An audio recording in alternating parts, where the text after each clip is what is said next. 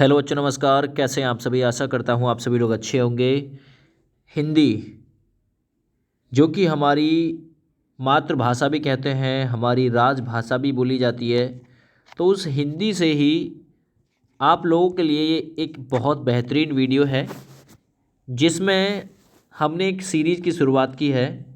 आप लोगों को लगभग 750 सवाल हम लोग लगातार कवर कराएंगे, बिल्कुल लगातार कवर कराएंगे 750 सवाल। ठीक है, तो देखिए 750 सवाल को हमने पार्ट बाय पार्ट में तोड़ा है। आज की वीडियो के जरिए 150 प्लस सवाल आप लोगों को कराएंगे, फिर बचे हुए अगली वीडियो में, फिर उससे बचे हुए अगली वीडियो में, इसी प्रकार से 750 सवाल आप लोगों तक हम लोग पहुंचा देंगे। ये आप लोगों की तैयारी को फ्री ऑफ कॉस्ट सारी जो सुविधाएं हैं वो मिलने वाली हैं। आप लोगों से रिक्वेस्ट है, रेड बटन पर टिक कीजिए, यूट्यूब चैनल को सब्सक्राइब कीजिए, नोटिफिकेशन में ऑल वाला बटन प्रेस कीजिए, जिससे कि हमारी सारी वीडियोस, सारी क्लासेस आप लोगों तक मिल सके। वादा है हिंदी आप लोगों की दमदार हो जाएगी, इतना पक्का वादा है। आज का जो टॉपिक है 150 सवाल हैं, कवर करते हैं फटाफट से क्योंकि समय कम, क्वेश्चनों की संख्या ज़्यादा है। सबसे पहला सवाल देखिए, भाषा के लिखित रूप में बात को कैसे बताया जाता है। देखिए, तो भाषा के लिखित रूप में वो खुद हिंट दे रहा है। लिखित रूप में तो बोलकर बताएंगे क्या? नहीं, जब लिखित रूप में बताना है तो लिख कर ही बताया जाएगा। तो पहले सवाल का आंसर दोस्त बी विकल्प के साथ में चला जाएगा। भाषा के लिखित रूप में बात को बताया जाता है लिख कर। सवाल नंबर 2 देखिए, भारत की राजभाषा कौन सी है? देखिए, भारत के संविधान का भाग 17 आर्टिकल 343 का फर्स्ट ये बयां करता है कि भारत की राजभाषा हिंदी व लिपि देवनागरी होगी। लिपि देवनागरी होगी। आर्टिकल 343 से 351 तक में हिंदी के विकास का ही जो समागम है वो किया गया है भाग 17 में। ठीक ना। अब आप लोगों से पूछे, भारत के संविधान में कितनी भाषाएं शामिल हैं? मूल संविधान में 14 भाषाएं और वर्तमान में 22 भाषाएं भारत के संविधान की 8वीं अनुसूची में शामिल हैं। आपको पता होगा प्रत्येक वर्ष राष्ट्रीय हिंदी दिवस भी मनाते हैं 14 सितंबर को, और 14 सितंबर को 14 सितंबर 1949 में एक मत से निर्णय लिया था संविधान ने कि भारत की राजभाषा हिंदी व लिपि देवनागरी होगी। लेकिन 14 सितंबर को जो हम राष्ट्रीय हिंदी दिवस मनाते हैं, हिंदी दिवस, ये 1953 से हम लोग ऐसा करते चले आ रहे हैं। 1953 से 14 सितंबर को लगातार राष्ट्रीय हिंदी दिवस सेलिब्रेट किया जा रहा है, लेकिन घोषणा 1949 में हो गई थी। दूसरी चीज़, विश्व हिंदी दिवस जो मनाया जाता है वो प्रत्येक वर्ष 10 जनवरी को 1975 से लगातार दोस्त मनाया जा रहा है। ठीक है भैया, चलिए आगे बढ़ते हैं अगले सवाल पे। व्याकरण भाषा के बताता है। तो व्याकरण भाषा के क्या बताता है? नियम बताता है, काम बताता है। ए व बी दोनों बताए जाते हैं या फिर इनमें से कोई नहीं। तो जो व्याकरण है ना, ग्रामर, वो भाषा के नियम बताता है दोस्त। इस प्रकार से ए विकल्प आप लोग राइट करना। आगे बढ़ते, पुष्प कौन सा शब्द है? देखिए, षटकोण वाली स से ही पहचान है। षटकोण वाली जो स होती है ना, ये कौन सा शब्द? ये है तत्सम शब्द। दोस्त, तत्सम शब्द वो होते हैं संस्कृत के ऐसे शब्द जो प्राचीन काल में बोले जाते थे और आज भी हमने उनका रूप बिना चेंज किए हुए प्रयोग में लाया है, तो वो तत्सम है। जिनका रूप चेंज कर लिया है तद्भव है। जो अपने देश की बोली भाषाओं से उत्पन्न शब्द है वो देशज है। जो विदेशों से हमने कुछ अपनी हिंदी में समागम किया है, अपनी भाषाओं में समागम किया है, वो विदेशज शब्द कहलाते हैं। आगे बढ़ते हैं, एक संकर शब्द होता है जो मिश्रित शब्द होता है ना। देखिए, यहाँ पे है ऊ, और बड़ा ऊ और छोटा ऊ, इनका उच्चारण स्थान कहाँ से होता है? ऊ। तो मैंने आप लोगों को ट्रिक से याद कराया था, ऊहू की आवाज़ जब निकलती है, जब कहाँ किसकी थी? होठ पे किसकी थी? यानी ओष्ठ, बिल्कुल सही हो जाएगा। ठीक है, ओष्ठ बिल्कुल सही हो जाएगा। यहाँ आप लोगों का ओष्ठ है, ओष्ठ वर्ण में आते हैं, और ये यहाँ होठो लिखा हुआ ना, तो इसे आप लोग करेक्शन कर लीजिएगा। यहाँ पे मैं तालु कर देता हूँ, और ये ओष्ठ जो है बिल्कुल अब सही हो जाएगा। ठीक है ना भैया। ओष्ठ पे यानी पूरा का पूरा पै वर्ग आता है, पै फै बै भै में, और इसके साथ साथ में दो स्वर उ ऊ ई आते हैं। ठीक है, सही हो जाएगा आप लोग का। अब ये बिल्कुल करेक्ट है क्वेश्चन। आगे बढ़ते हैं, ए ओ है ना, ये कौन से स्वर हैं? ये कौन से स्वर हैं? ए ओ। तो देखिए, यहाँ आप लोग को एक चीज़ याद रखना है, ये ए ओ ओ ये दीर्घ स्वर भी बोले जाते हैं, ठीक है ना, और ये संयुक्त स्वर भी होते हैं। ये ए, ऐ, ओ और औ, ये जो स्वर होते हैं ये आप लोग के किस में जाते हैं, दीर्घ में भी आते हैं, दीर्घ भी बोले जाते हैं, ठीक ना। दीर्घ का मतलब जिनके लिए दो मात्राएं लेते हैं, ह्रस्व का मतलब छोटा, है ना। संयुक्त स्वर भी होते हैं, ये दो के मेल से बनते हैं। तो इस विकल्प में आपका कौन सा आंसर सही हो जाएगा सवाल नंबर 6 के लिए? तो या तो आपने अगर बी विकल्प को चुना है तो भी ठीक है, या आपने चुना है सी विकल्प को, तो ये यहाँ मैं आंसर इन दोनों का यही कर दूंगा। अगर कभी इन दोनों को पूछे, कभी इन दोनों को पूछे, अभी तो मैंने आपके अनुसार ये उत्तर कर दिया, लेकिन कभी ये दोनों, ये यहाँ पे अगर एक साथ आए और ये दोनों ऑप्शन एक साथ आते हैं तो आप लोग प्रायिकता दीजिएगा संयुक्त स्वर को, क्योंकि इसका पीस पूछने का मीन्स संयुक्त स्वर से ही है, ठीक ना। है दीर्घ स्वर भी, ये बात कंफर्म है पक्का। आगे बढ़ते हैं, मात्राएं कितने प्रकार की होती है, सवाल नंबर 7, बढ़िया सवाल है। तो मात्राएं आप लोगों की 3 प्रकार की होती हैं, एक ह्रस्व, एक दीर्घ और एक प्लतु, है ना, जो संस्कृत के स्वर के अनुसार होते हैं ना। मात्राएं कितने प्रकार की होती है दोस्त? 3 प्रकार की होती है, याद रख लीजिएगा। आगे बढ़ते हैं, एक मात्रिक, द्विमात्रिक और आपका संस्कृत में 2 से ज़्यादा मात्राएं भी हो जाती हैं। हिंदी में व्यंजन वर्णों की संख्या कितनी है? तो देखिए हिंदी में दोस्त व्यंजन वर्णों की संख्या कितनी है? 33। वर्णों की संख्या कितनी है? सबसे छोटी इकाई वर्ण ही है। भाषा की सबसे छोटी लिखित इकाई वर्ण, है ना। मौखिक इकाई ध्वनि। और वर्णों की संख्या कितनी? 52, है ना। स्वरों की संख्या पूछिए तो 11 है, याद रखिएगा। आगे बढ़ते, क वर्ग का उच्चारण स्थान कहाँ से होता है? तो मैंने आप लोगों को याद कराया था कैसे कंठे, है ना, और इसमें 2 स्वर आते हैं ए और आ, इसके साथ साथ में कै, ख, ग, घ और ण आता है, याद रखो। तो यहाँ सही आंसर जाएगा कंठे के साथ में। ओष्ठे में पूरा पूरा पै वर्ग आता है, दंते में दक्ति लगी थी, दांत में पूरा पूरा तय वर्ग आता है, मूर्धा में पूरा पूरा टे वर्ग आता है। अगले सवाल की तरफ बढ़ते, सवाल नंबर 10, पै वर्ग। तो पै, होठ पै कहाँ करी थी, किस होठ पे? तो ये ऑप्शन आपका सी बिल्कुल सही हो जाएगा 10 नंबर सवाल के लिए, बहुत आसान बन जाएगा ट्रिक से। तख्ती लगी थी दांत में, पूरा का पूरा तय वर्ग। कंठे में पूरा का पूरा कै वर्ग आता है, मूर्धा टे वर्ग आता है, और एक स्वर इसमें ऋषि भी आता है। आगे बढ़ते सवाल नंबर 11 की तरफ, टे वर्ग का उच्चारण स्थान कहाँ से होता है दोस्तों? तो टे वर्ग ऋषि था, रट में, ध्यान में, पूरा का पूरा रे से ऋषि या रे से प्रकंपित व्यंजन भी, ये भी इसमें आता है, रे भी, और टे, है ना, टे से पूरा का पूरा टे वर्ग। इसके साथ साथ में ऋषि, ऋषि था ध्यान में, एक सलजम वाला से भी इसमें आता है टे वर्ग में, तो इसे नाम देते हैं दोस्त मूर्धा। सवाल नंबर 12 पे आ जाइए, चे वर्ग का उच्चारण स्थान कहाँ से होता है? तो चम्मच कहाँ पे लगी थी, मैंने ट्रिक से रिलेट कराया था। चम्मच लगी थी तालू में, आवाज आई, यानी कि ई दोनों स्वर आते हैं, और पूरा का पूरा चे वर्ग आता है, चे, छ, जय, जय और न, याद रखना, चे, छ, जय, जय, और इसमें क्या आता है, चे, छ, जय, जय और ये वाला, ये याद रखिएगा, ठीक है भैया। चलिए बहुत बढ़िया, आगे बढ़ते हैं, पै, फै, बै, भै और मैं, इनका उच्चारण कहाँ से होता है? च, छ, जय, जय, जय, और इस प्रकार से पै, फै, बै, भै, मैं का उच्चारण स्थान कहाँ से होता है? सवाल नंबर 13 में बताइए। तो देखिए पै, होठ पै, तो किस करी होठ पै, ऐसे याद रखो, ओष्ठ। आगे बढ़ते, अंत्यस्थ व्यंजन कितने प्रकार के होते हैं? तो देखिए अंत्यस्थ व्यंजन जो होता है उनका प्रकार होता है 4, है ना। तो ऑप्शन सी सही हो जाएगा, अंत्यस्थ व्यंजन ये, रे, ले और वे, है ना। लब वाली फीलिंग अंदर के स्थान से ही आते हैं, तो ले, वे, लब, यूरो लब, है ना, या की जो फीलिंग है वो अंदर से ही आएगी। आगे बढ़िए, इनमें से कौन सा शब्द संज्ञा से बना हुआ विशेषण है? संज्ञा से, तो देखिए संज्ञा से कौन सा? जाति नहीं, कृपा नहीं, नमक नहीं, कुल से बना हुआ है कुलीन, और कुल में होती है समूहवाचक संज्ञा, इससे बना हुआ है कुलीन, कुल से कुलीन बना हुआ है। ए विकल्प दोस्त इस सवाल में बिल्कुल राइट हो जाएगा।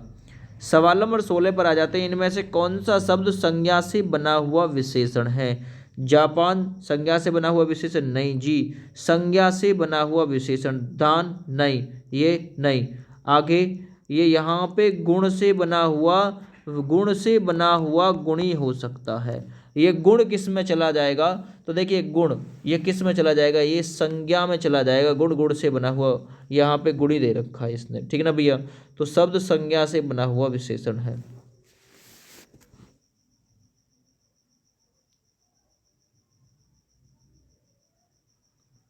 मुझे इस क्वेश्चन में गड़बड़ लग रही है, क्योंकि गुण कहाँ संज्ञा, कौन सी संज्ञा होती है गुण? गुण, गुण तो विशेषण में जाता है आपका, गुण तो उस विशेषण में आएगा, गुण वाली बात। तो इनमें से कौन सा शब्द संज्ञा से बना हुआ विशेषण है? चलो मैं इसे चेक कर रहा हूँ, एक सेकंड। चलो भाई क्लियर हो गया।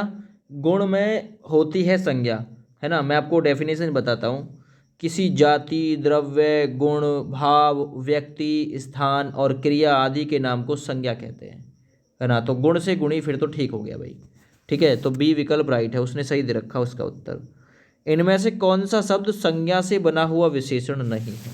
नमक से नमकीन, दया से दयालु, धन से धनवान, फुर्ती, है ना। इनमें से कौन सा नहीं है? तो जरा बताओ एक बार कमेंट करके फटाफट से। तो देखिए राइट दिख रहा है, नमकीन, दयालु, धनवान, है ना। दया आपका क्या है? गुण, ठीक ना। तो सही आंसर आ जाएगा फुर्ती, है ना। ये संज्ञा शब्द से बना हुआ विशेषण नहीं है। आगे बढ़ते हैं। निम्न में से कौन सा शब्द संज्ञा से बना हुआ विशेषण नहीं है? फिर से बताइए कौन सा नहीं है। अपमान से अपमानित, नियम से नियमित, वर्ष से वार्षिक, अपमान ही नहीं है। डी विकल्प राइट है इसमें भी। आगे बढ़ जाइए। इनमें से कौन सा शब्द संज्ञा से बना हुआ विशेषण है? संज्ञा से इच्छा से इच्छुक, है ना। तो इच्छा से इच्छुक यही बन गया जी, इच्छा से इच्छुक, है ना। ए विकल्प राइट हो गया। 20 नंबर। इनमें से कौन सा शब्द सर्वनाम से बना हुआ विशेषण है? सर्वनाम से बना हुआ विशेषण, मैं, वह, कोई, तू से तेरा, है ना। तू से तेरा यानी कि डी ऑप्शन इसमें राइट हो गया। आगे 21 नंबर पे आ जाइए। इनमें से कौन सा शब्द क्रिया से बना हुआ विशेषण नहीं है? क्रिया से बना हुआ, है ना। कौन सा नहीं है? चाल से चालू, चलाना से चालू, कमाना से कमाऊ, है ना। पढ़ना से पठित, समझना ही नहीं है ना। ये क्रिया, समझना कोई क्रिया नहीं होती, क्रिया भी तो होना चाहिए, चलाना, कमाना, पढ़ना। आगे देखिए नेक्स्ट। इनमें से कौन सा शब्द क्रिया से बना हुआ विशेषण शब्द है? सवाल नंबर 22, क्रिया से बना हुआ विशेषण शब्द कौन सा है, जरा बताइए। तो देखिए भाई, इनमें से कौन सा शब्द, वहाँ सर्वनाम, यहाँ सर्वनाम, है ना। क्रिया से बना हुआ विशेषण तो ये आज का, आज का डी विकल्प इसमें बिल्कुल राइट हो जाएगा, आज का। नेक्स्ट। इनमें से कौन सा शब्द पुल्लिंग से बना हुआ स्त्रीलिंग है? पुल्लिंग से, काल से काली, बड़ा, ऐसा। तो ए विकल्प में ही है, काल से काली, ये पुल्लिंग से बना हुआ स्त्रीलिंग है। आगे बढ़ते। कौन सा शब्द संस्कृत से तद्भव बनाया गया है? तद्भव बनाया गया कौन सा शब्द? तो ए ही बनाया गया, वत्स से बच्चा, वत्स से बच्चा बनाया गया, ए विकल्प राइट है। आगे बढ़ते। कौन सा शब्द गुणवाचक विशेषण है? लाल फूल, है ना। बहुत बढ़िया, 5 लड़के। तो गुणवाचक, गुण भी बताने चाहिए, फूल की विशेषता बता रहा है कि लाल है, लाल फूल, ए विकल्प बिल्कुल राइट है। नेक्स्ट देखिए, संख्यावाचक विशेषण कितने प्रकार का होता है? दोस्त ये क्वेश्चन पूछा गया। तो संख्यावाचक विशेषण कितने प्रकार का होता है? 2 प्रकार का या 3 प्रकार का, जरा बताइए। तो भैया संख्यावाचक विशेषण जो होता है वो 2 प्रकार का होता है, ना कि 3 प्रकार का। 2 प्रकार में भी निश्चित संख्यावाची और अनिश्चित संख्यावाची, ठीक है भैया। आगे बढ़िए। कौन सा शब्द परिमाण बोधक विशेषण है? परिमाण बोधक विशेषण अर्थात मात्रा का पता चलेगा इससे। जरा बताइए कौन सा शब्द परिमाण बोधक विशेषण है? शेर भर दूध, 4 गज सब धन, है ना। तो परिमाण बोधक, शेर भर दूध यानी मात्रा बता रहा है कि शेर भर है दूध। नेक्स्ट देखिए, प्रयोग की दृष्टि से विशेषण के कितने प्रकार होते हैं? तो प्रयोग की दृष्टि से विशेषण के कितने प्रकार होते हैं दोस्त? ये होते हैं 2, एक उद्देश्य विशेषण और एक विधेय विशेषण। आगे आइए। इनमें से कौन सा विधेय विशेषण है? विधेय अर्थात कर्ता से रिलेटेड, है ना।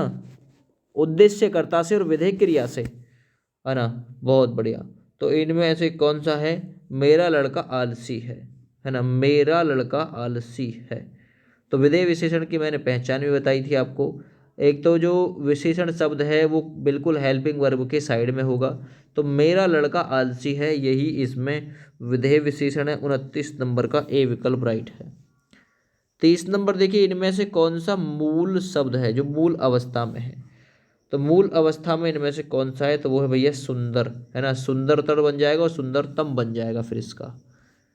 आगे बढ़िए। दांत का उच्चारण स्थान कहाँ से होता है? सवाल नंबर 31। तो दांत, तख्ती लगी थी दांत में, है ना। या इनमें से जो देख रहे हैं तो कौन सा हो सकता है? दांत का उच्चारण स्थान क्या है? जरा बताइए।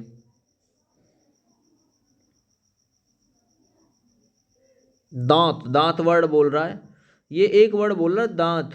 तो दांत जो बोला जा रहा है वो कहाँ से, नाक से बोला जा रहा है, तो ऑप्शन यहाँ पे आपका ए ही सही हो जाएगा। आगे बढ़ते हैं। हिंदी में कितने वर्ड होते हैं, तो हिंदी में कुल मिला के 52 वर्ड होते हैं, विकल्प बी राइट हो जाएगा दोस्त। आगे बढ़िए, हिंदी भाषा का जन्म कहाँ से हुआ है, सवाल नंबर 33, बढ़िया सवाल है। तो हिंदी भाषा का जो जन्म हुआ है दोस्त, उत्तर भारत से हुआ है, विकल्प यहाँ पे ए आपका सही हो जाएगा। हिंदी भाषा का जन्म कहाँ हुआ, उत्तर भारत में। आगे बढ़िए, हिंदी खड़ी बोली किस जिले में बोली जाती है, सवाल नंबर है 34। तो हिंदी खड़ी बोली जो बोली जाती है दोस्तों, रामपुर में, मेरठ में, देहरादून में, यानी सभी में बोली जाती है, तो सभी बिल्कुल सही है। 35, भाषाई आधार पर सर्वप्रथम किस राज्य का गठन हुआ, 1953 में। तो किस राज्य का गठन हुआ था, सबसे पहले आंध्र प्रदेश का, है ना, ये सबसे पहले गठन हुआ था। भारत तमिल और तेलुगु को लेकर विवाद था। भाषा के कितने प्रकार होते हैं, 36 नंबर क्वेश्चन, बढ़िया सवाल है। तो भाषा के दो रूप होते हैं, एक मौखिक और एक लिखित। आगे बढ़िए, इनमें से कौन सी भाषा इस देश की पुरानी भाषा है, या कौन सी भाषा इस देश की पुरानी भाषा है। सवाल नंबर जाएगा, सबसे प्राचीन भाषा है संस्कृत, आर्य भाषा भी बोलते हैं, देवों की भाषा भी बोली जाती है। कौन सा भाषा मध्य देश, या कौन सी भाषा मध्य देश की प्रमुख भाषा थी, तो कौन सी भाषा थी मध्य देश की प्रमुख, तो वो थी मागधी, मध्य की मागधी, याद रखना। आगे बढ़ी, मगही किस उपबोली की बोली है, या मगही किस भाषा की उपबोली है। तो मगही जो है दोस्त वो राजस्थानी है ना, राजस्थानी की उपबोली है मगही। ये पूछ रहा है क्वेश्चन, मगही किस भाषा की उपबोली है, तो उपबोली तो है राजस्थानी की, लेकिन मगही कहाँ पे बोली जाती है, मग में बोझ बिहारी करे, बिहारी हिंदी के अंतर्गत आती है ये, लेकिन उपबोली पूछ रहा है तो राजस्थानी की है। आगे बढ़िए, निम्न में से कौन सी भाषा भारत की प्रथम देश भाषा है, तो प्रथम देश भाषा कौन सी है दोस्त, वो है यहाँ पे पाली, है ना। निम्नलिखित में से कौन सी भाषा भारत की प्रथम देश भाषा है, तो वो पाली है।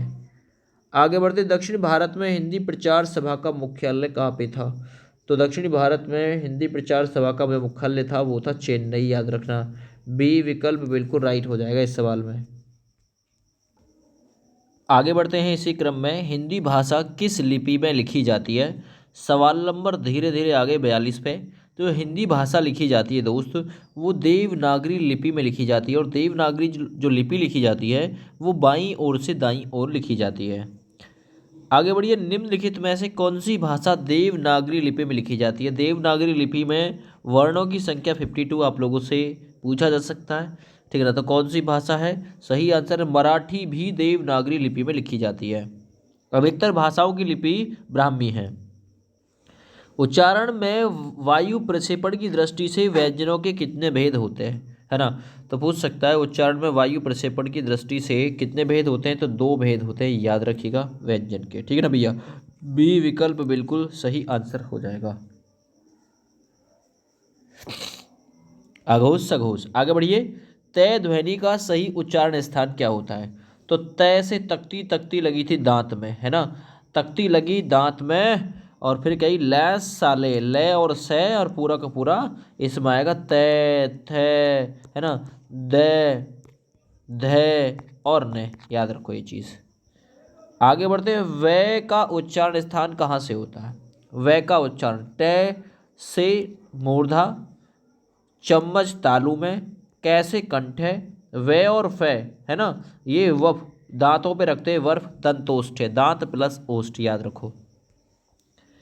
आगे बढ़िए, महेंद्र का सही संधि विच्छेद क्या होगा, महेंद्र का सही संधि विच्छेद दोस्त महा प्लस इंद्र होता है, महा प्लस इंद्र गुण संधि होती है, बी विकल्प राइट हो जाएगा। आगे बढ़िए, निम्न में से दंत्य ध्वनि कौन सी है, दंत्य तख्ती लगी दांत में, है ना, तख्ती लगी दांत में, तो फिर कौन सा सही आंसर गया, सी ऑप्शन के साथ में 48 नंबर में, ठीक है भैया। आगे बढ़ते, निम्नलिखित में से कंठे ध्वनि अर्थात जिनको बोलने में आवाज गले से आती है, तो कंठे ध्वनि कंठे में आता है कै, खे, घे, यानी कि अकॉर्डिंग टू द ऑप्शन देखें तो ए विकल्प है।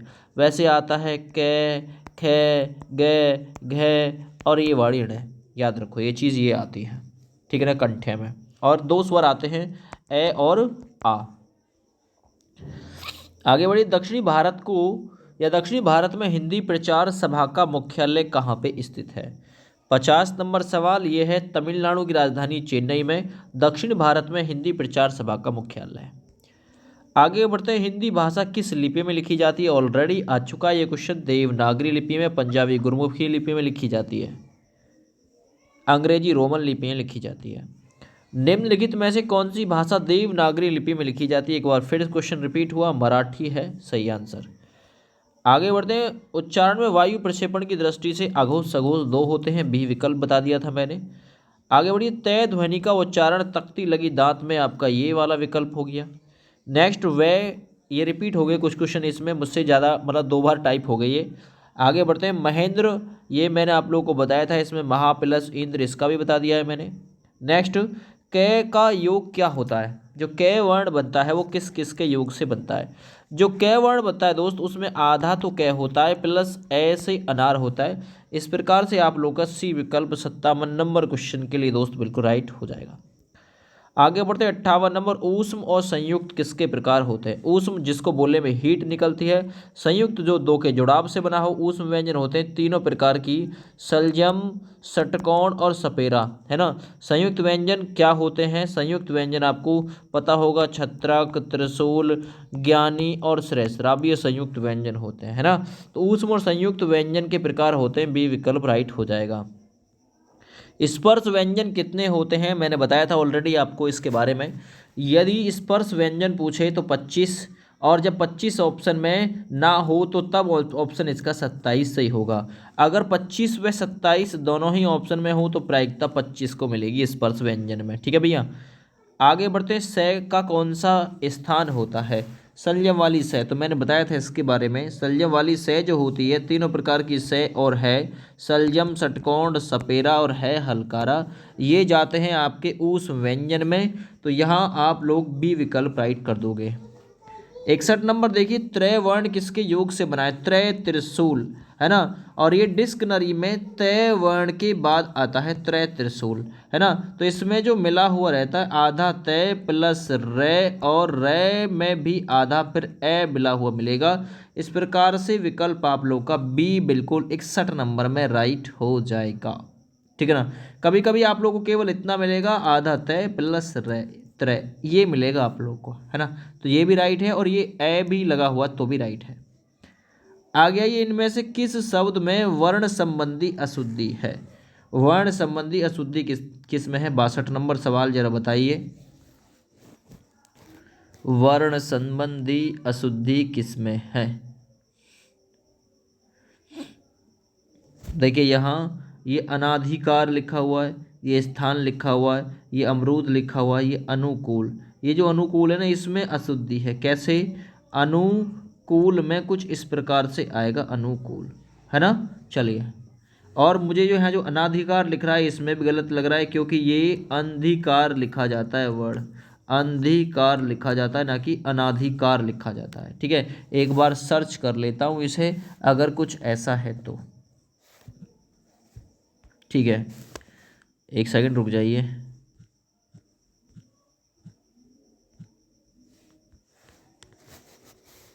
हाँ बिल्कुल, अंधिकार, अनाधिकार गलत है ये, ठीक है। स्थान सही है, अमरूद, अनुकूल भी गलत है। मैं एक बार अनुकूल को भी सर्च कर लेता हूँ, कभी कोई इसमें तो कोई दिक्कत नहीं। वैसे अनुकूल बिल्कुल सही लिखा हुआ है, अनुकूल का शुद्ध रूप। तो देखिए अनुकूल जो है वो बिल्कुल सही लिखा है मैंने, ठीक है ना, ये वाला बिल्कुल सही लिखा है। इसका आंसर डी ही है। और ए में भी गलती है, ए व डी दोनों कर दो। निम्न में से किस शब्द में वर्ण संबंधी अशुद्धि नहीं है? वर्ण संबंधी अशुद्धि किस में नहीं है? सवाल नंबर 63, बताइए किस शब्द में नहीं है।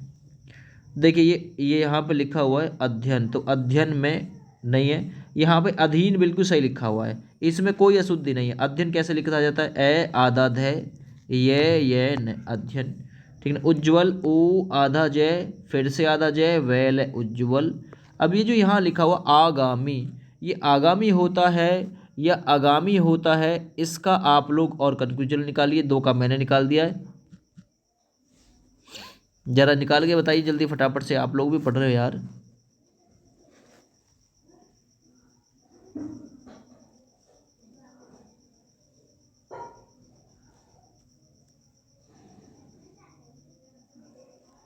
सही है, आगामी भी बिल्कुल सही लिखा हुआ है, आगामी, आगामी। तो यहाँ अशुद्धि इसमें भी नहीं है, आगामी में भी और अधीन में भी नहीं है, ये दोनों ही ठीक है। ठीक है, ये दोनों ही ठीक हैं।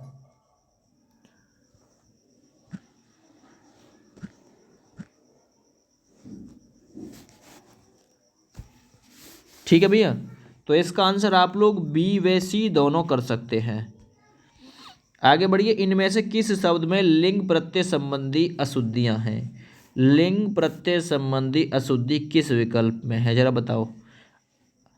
गायक से गायिका, गोपी, नारी, अनाथा, है ना। लिंग प्रत्यय संबंधी अशुद्धि किस में हो सकती है?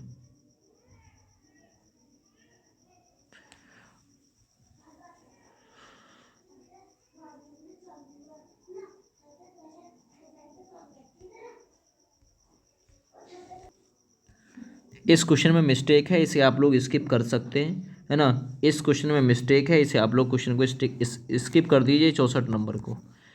ठीक है, अगला नंबर देखिए 65 नंबर।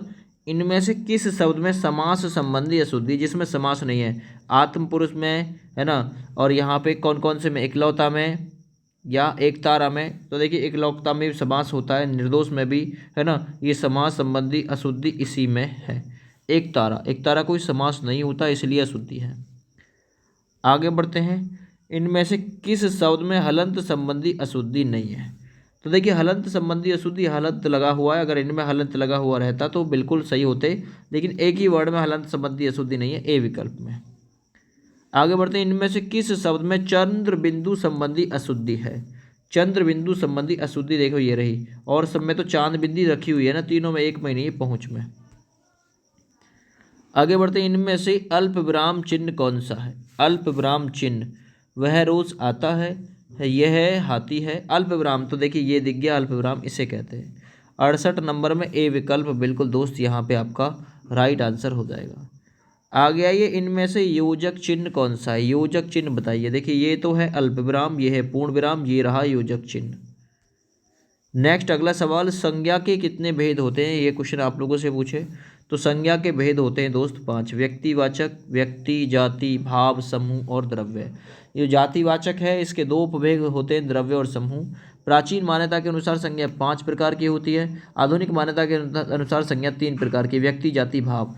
जातिवाचक के 2 उपभेद होते हैं, द्रव्य और समूह। अगला देखिए, इनमें से कौन सा संज्ञा का भेद है? कौन सा संज्ञा का भेद है? जातिवाचक भी, व्यक्तिवाचक भी, भाववाचक भी, यानी कि इनमें से सभी है संज्ञा के भेद। आगे बढ़ते हैं, इनमें से भाववाचक संज्ञा कौन सा है? तो देखिए श्याम व्यक्तिवाचक, घर जातिवाचक, सभा समूहवाचक, लंबाई है आपकी भाववाचक। आगे बढ़ते हैं, इनमें से कौन सी जातिवाचक संज्ञा से भाववाचक संज्ञा बनाया गया है? तो देखिए बूढ़ा से बना हुआ है बुढ़ापा, है ना। कठोर, ये कठोर होता है गुण, याद रखना, तो ये विशेषण से बना हुआ भाववाचक है। ठीक है ना, चलो बहुत बढ़िया। अपना, अपनापन, ये सर्वनाम से बना हुआ है। सजावट, सजाना, सजाना क्या होता है भाई? सजाना क्रिया होता है क्या? है, क्रिया से बना हुआ।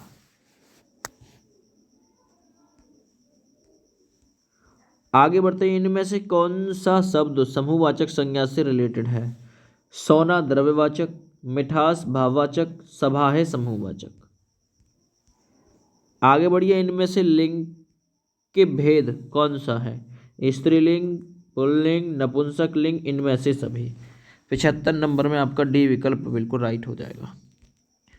अगले सवाल पे बढ़िए, खटमल शब्द कैसा है? खटमल, मेरा खटमल, है ना, सही शब्द है, पुल्लिंग है खटमल। आगे बढ़िए, इनमें से कौन सा शब्द पुल्लिंग है? मेरा गिलास, ये रहा गिलास वर्ड ही पुल्लिंग है। अदालत, मेरी अदालत, ये स्त्रीलिंग है। आ गया ये पेंसिल शब्द, मेरी पेंसिल, मेरी वर्ड से बना, स्त्रीलिंग है। मेरा से बनता तो पुल्लिंग होता। इनमें से कौन सा शब्द स्त्रीलिंग है? मेरी खाट, ये रहा मेरा घड़ा। तो यहाँ ए विकल्प 79 में बिल्कुल राइट हो जाएगा दोस्त। आगे बढ़ते हैं नेक्स्ट। इनमें से कौन सा शब्द कर्म कारक है? कर्म कारक, पेड़ से पलट गिरा, मैंने हरि को बुलाया, मैंने हरि को, कर्ता ने कर्म को। तो बी विकल्प 80 में बिल्कुल सही हो जाएगा। आगे बढ़ते हैं नेक्स्ट। सर्वनाम की कितनी संख्या होती है? सर्वनाम के भेद 6 होते हैं। अनाप शनाप, अनाप शनाप, है ना, अनिश्चय, निश्चय, प्रश्नवाचक, संबंध, है ना, निश्चय और प्रश्नवाचक और पुरुषवाचक। संख्या कितनी होती है? 11। आगे बढ़ते हैं। धातु के कितने भेद होते हैं जरा बताइए? तो धातु के 2 भेद होते हैं। धातु के एक मूल और एक यौगिक। आगे बढ़िए। श्याम सोता है कौन सी क्रिया है? श्याम सोता, सोता है वाक्य में कर्म है ही नहीं, कैसी क्रिया है? अकर्मक है। ए विकल्प सही हो जाएगा। आगे बढ़ते हैं नेक्स्ट क्वेश्चन की तरफ। अर्थ के अनुसार संयुक्त क्रिया के कितने भेद होते हैं? तो लगभग 99 माने जाते हैं संयुक्त क्रिया के भेद अर्थ के अनुसार। आगे बढ़िए। निम्नलिखित में से कौन सा शब्द कालवाचक अव्यय है जिससे समय की बात का बोध होता हो? कालवाचक अव्यय, अब से ऐसी बातें नहीं होगी। अब से यानी कि इस टाइम, टाइम के बारे में बोध करा रहा है। वह कहाँ जाएगा, ये सब अलग है। अब से यानी कि समय के बारे में बोध करा रहा है। प्रयोग के अनुसार क्रिया विशेषण के कितने भेद होते हैं? तो ऑलरेडी मैं करा चुका हूँ। प्रयोग के अनुसार क्रिया विशेषण के दोस्त 3 भेद होते हैं। आगे आइए। इनमें से कौन सा शब्द तत्सम से हिंदी बनाया गया है? तत्सम से हिंदी कौन सा बनाया गया है? तो ये बनाया गया आम्र से आम। आगे बढ़िए नेक्स्ट। इनमें से कौन सा शब्द देशज है? देशज, 88 नंबर सवाल। तो देशज कौन सा? चिड़िया, याद रखना, चिड़िया शब्द देशज है। नेक्स्ट। श्याम सोता है कौन सी क्रिया है? अकर्मक क्रिया दोस्त, याद रखिएगा, अकर्मक क्रिया। नेक्स्ट क्वेश्चन की तरफ बढ़ते हैं। अर्थ के अनुसार संयुक्त क्रिया के भेद 99, फिर से रिपीट कर दिया क्वेश्चन, ये कुछ क्वेश्चन रिपीटेड हैं। आगे स्त्री पुरुष का जोड़ा जो होता है उसे एक शब्द में क्या कहते हैं? तो वो जो स्त्री पुरुष का जोड़ा होता है दोस्त, उसे एक शब्द में दंपत्ति नाम देते हैं। आगे बढ़िए। जहाँ लोगों का मिलन हो उसे क्या नाम दिया जाता है? जहाँ लोगों का मिलन हो उसे दोस्त सम्मेलन नाम देते हैं, याद रखना। और नदियों का मिलन हो तो संगम कह देते हैं। आगे देखिए। इनमें से चोर का पर्यायवाची कौन सा है? तो देखिए मोशक है, चीज या इन उठाइए, मोशक। मोशक किसका पर्यायवाची है दोस्त? मोशक है चोर का पर्यायवाची। आगे बढ़ते। इनमें से हवा का पर्यायवाची शब्द कौन सा है? 94 नंबर क्वेश्चन। हवा का पर्यायवाची, तो देखिए हवा का पर्यायवाची होता है बयार, याद रखना। आगे। कान कतरना मुहावरे का सही अर्थ क्या है? देखिए जो चालाक होगा ना, बहुत चालाक, वही कान कतरेगा। बहुत चालाक होना कान कतरना मुहावरे का सही अर्थ है। आगे देखिए। अपना किया पाना मुहावरे का अर्थ बताइए। अपना किया पाना मुहावरे का अर्थ क्या है? तो अपना किया पाना यानी कि कर्म का फल भोगना। आगे बढ़ते। स्वार्थी होना, इस मुहावरे का सही अर्थ क्या है? तो स्वार्थी यानी कि अपनी खिचड़ी अलग पकाना। ए विकल्प में बिल्कुल सही हो जाएगा। आगे बढ़ते। मक्खियाँ मारना, इस मुहावरे में सही अर्थ क्या होगा जाएगा दोस्तों? तो मक्खियाँ मारना मतलब बेकार बैठे रहना। सी विकल्प राइट है। आगे बढ़िए। दूध का दूध, पानी का पानी, इस लोकोक्ति का अर्थ क्या है? दूध का दूध, पानी का पानी, यानी कि बिल्कुल सही निर्णय, याद रखो। आगे बढ़ते। आत्मा का विपरीतार्थक शब्द क्या हो जाएगा? तो आत्मा का दोस्त हो जाता है अनात्मा। आत्मा का विपरीतार्थक अनात्मा होता है। आगे बढ़ते। तरुण का विपरीतार्थक शब्द क्या है? तरुण का विपरीतार्थक शब्द क्या होगा? तो देखिए तरुण का मतलब होता है जवान, इसका विपरीतार्थक वृद्ध हो जाएगा। आगे। इनमें से कौन सा विपरीतार्थक शब्द पतझड़ का अर्थ? तो देखिए पतझड़ का विपरीतार्थक इनमें से क्या होगा? तो पतझड़ का हो जाएगा दोस्त बसंत विपरीतार्थक। आगे बढ़ते। निम्न में से कौन सा शब्द युग्म सही है? कौन सा सही है शब्द युग्म बताइए जरा। अंश हिस्सा, है ना, तो देखिए ये गलत है। उपकार भलाई, ये यहाँ ठीक है। कुल किनारा कूल होता है। तुरंग होता है घोड़े का। ये जो अंश होता है ना, ये वाला अंश होता है जिसका भाग मतलब होता है हिस्सा। इनमें से कौन सा युग्म गलत है? नगर शहर, नशा मद, नारी स्त्री, निशान चिन्ह, है ना, निशान चिन्ह, यही इनमें से अलग हो जाएगा। नारी स्त्री, नशा मद, है ना, यही इसमें से गलत गलत सा लग रहा है मुझे तो। और इस क्वेश्चन को 104 नंबर को आप भी चेक कर लीजिएगा खुद से। आगे देखिए, निम्नलिखित में से कौन सा शब्द अशुद्ध है? अशुद्ध कौन सा है जरा बताइए। कलश ठीक है, कल्याण ठीक, रसायन ठीक है ना। ये पुण्य यहाँ पे मुझे तो गलत सा लग रहा है। पुण्य, ये तो सही लिखा हुआ है पुण्य। तो इसमें जो गलती है ना, वो गलती रसायन में है। रसायन, रसायन नहीं होता, रसायन नहीं होता, रसायन होता है, रसायन है ना, रसायन। ये पुण्य तो ठीक लिखा हुआ है। चलिए, इससे पिछला वाला क्वेश्चन क्या था? नगर शहर विपरीतार्थक हो गए। नारी स्त्री एक जैसे शब्द हो गए। ये निशान चिन्ह ये भी एक जैसे शब्द हो गए। फिर इनमें से कौन सा गलत है?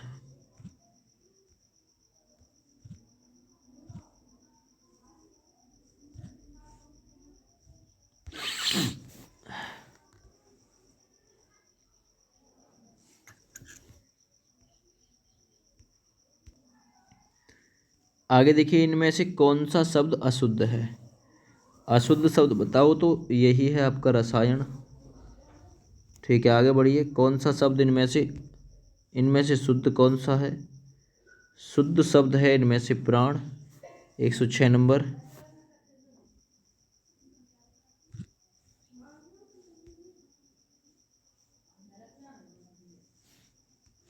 आगे देखिए, नेक्स्ट, सम्मान का शुद्ध रूप कौन सा है?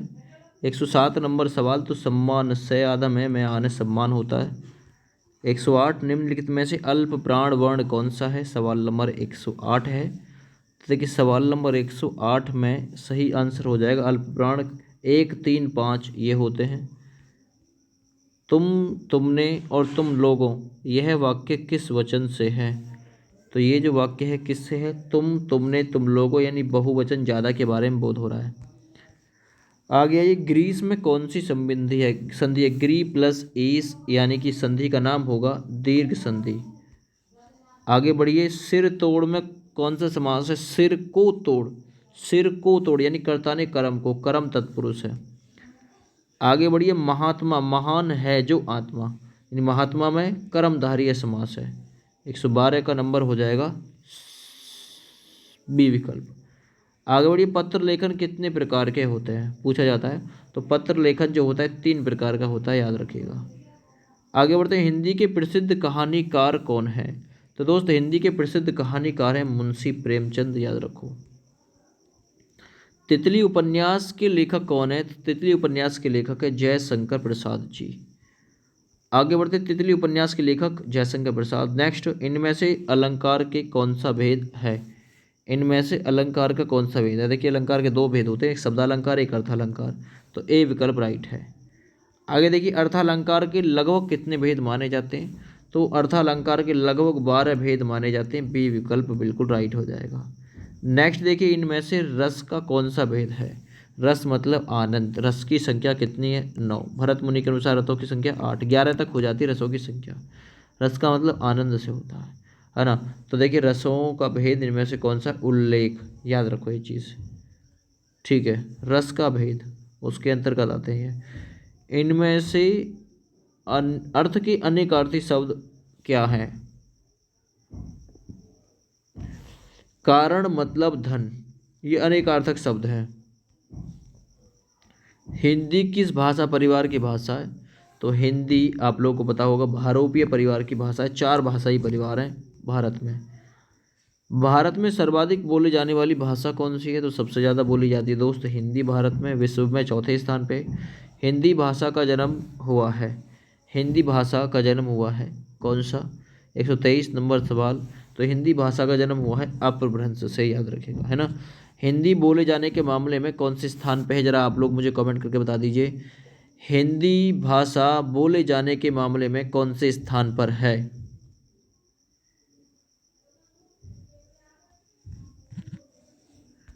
बताइए भाई। हिंदी भाषा बोले जाने के मामले में कौन से स्थान पे है?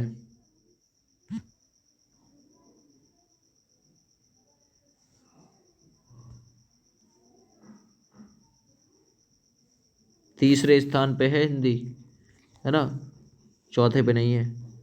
निम्नलिखित में से कौन सी बोली अथवा भाषा हिंदी के अंतर्गत नहीं आती? सवाल नंबर 124।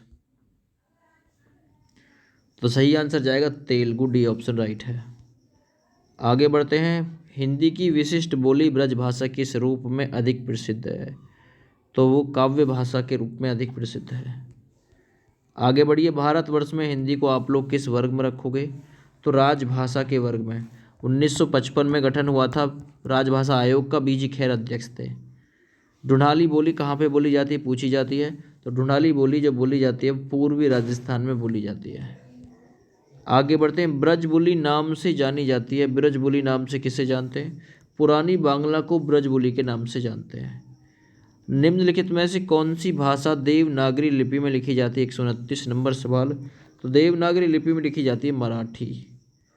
आगे देखते हैं। एक मनई के दो बेटे रहने, ओहन माँ लहुरा, अपने बाप के कहिस दादा धन, माँ जवन हमारा बखरा लागत होए, तवन हमका दे दे।